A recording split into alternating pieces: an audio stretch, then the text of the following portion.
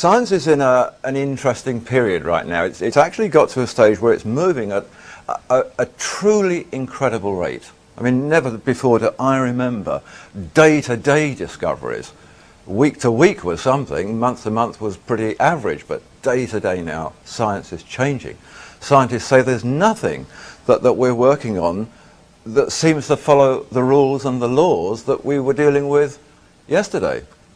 New things are coming. So even the most notable researchers and scientists and writers in the mainstream frontliner are now sounding more like science fiction writers used to.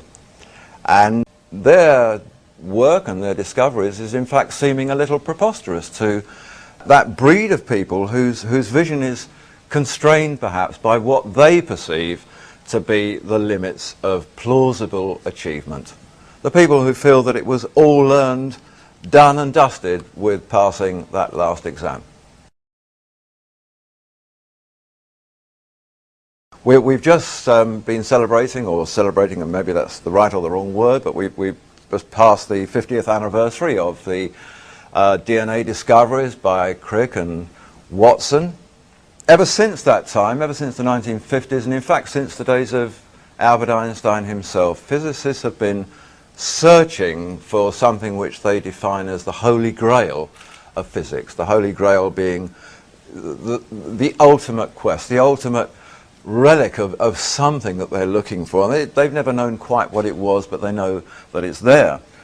This is a famous picture by Salvador Dali that was produced at the time to actually commemorate the DNA discoveries at that time. And it was an unusual picture. It got a lot of very strange press at the time, because not only was Dali a surrealist himself, but he actually now had subject matter that was surrealistic. Who could portray this? How did one show DNA? What did it look like? So this is the picture. What scientists have been looking for, in essence, is a sort of universal, unified theory of everything. They've reached the stage in the last few years where they seem to know now that the biggest questions of all will be answered by the smallest substances. And they're looking at atoms, and then they're looking at nuclei, and then they're looking at quarks and protons, and it gets smaller and smaller and smaller, and every time they get more and more excited because they make more and more big discoveries. Scientists of various sorts have established now, they've informed us that matter, any matter, can be in two places at the same time. They now know that particles that are millions of light years apart somewhere up in space can be connected. They can cause a situation where they talk to each other through light years of space with no seeming physical connection at all. Space-time can now be manipulated, bent, crumpled. Teleportation, they say, is becoming a reality. Gravity-resistant material is now heralded for air transport, certainly for spacecraft, and everything now that they're talking about seems to be in the realms of hyperdimensional environments. Parallel universes, they call them. Dimensions beyond the space-time that we live in and are familiar with and understand. So we're going to be looking at all of this in a fairly strategic way, and we're going to be looking in particular at doing it by virtue of a particular substance which is called an orbitally rearranged monatomic element. Now it looks as simple as that. It looks just like a little white powder that on the face of it could be anything. That particular powder, not so long ago, was a sliver cut from a 24-carat Canadian maple leaf gold coin. So that gold powder is nothing but the atoms of gold. It's called asymmetrically deformed high spin. It's a high spin element because the way that the nucleus is shaped and the way that the electrons spin around it changes. And it's gold in a very shocked and frightened state that simply says, I don't know what I am anymore, I'll just fall apart. It would be the same whether it was atoms of platinum or any of those metals that are classified as noble, transition group metals, the science call them. The interesting thing about it is that within the space of time that it takes to transform a piece of gold into that, we move through analysis in a situation where here it tests as gold. Here, it doesn't matter what analysis you use. You can use spectroscopy, neutron activation, chemical analysis, whatever you like. It won't tell you it's gold. It is not gold anymore. It's a very strange and unique form of silica now. And this has caused a lot of interest in the scientific world. They've actually established now that those things which are the prize valuable metals are actually constructed of atoms that aren't metal. The only thing that is metallic are the bonds, the little gluons that hold the atoms together and form the solid. And once they've gone, the metal goes, the colour changes, the colour just disappears. This material has become enormously important. It's become important in terms of the medical industry, it's become important in terms of the power generative industry, it's become important in terms of fuel, and therefore it moves from the operating table of the local hospital into the spacecraft somewhere up there. This is a material of great magic.